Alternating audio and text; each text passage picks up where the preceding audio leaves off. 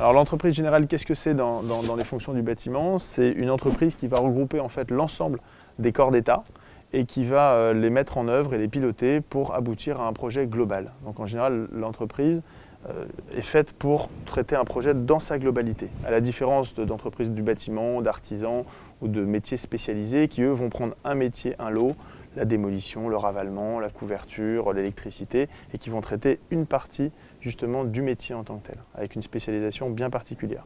Donc en général, les syndics de copropriété font plutôt appel à des entreprises qui sont spécialisées, donc par corps d'État.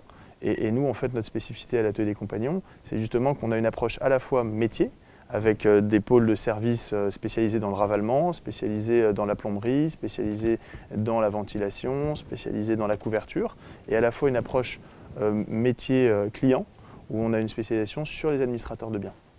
Parce que les administrateurs de biens, en fait, gèrent des syndics et aussi des biens immobiliers pour le compte de tiers, avec souvent des problématiques de milieu occupé.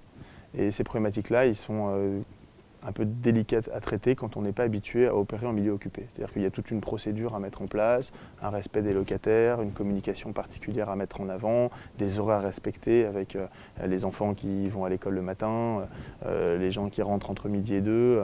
Et quand vous refaites par exemple une cage d'escalier en peinture, eh bien, il faut faire bien attention de pouvoir respecter ça, que les gens ne se retrouvent pas avec des costumes qui soient tachés. Donc il y a des affichages particuliers à faire.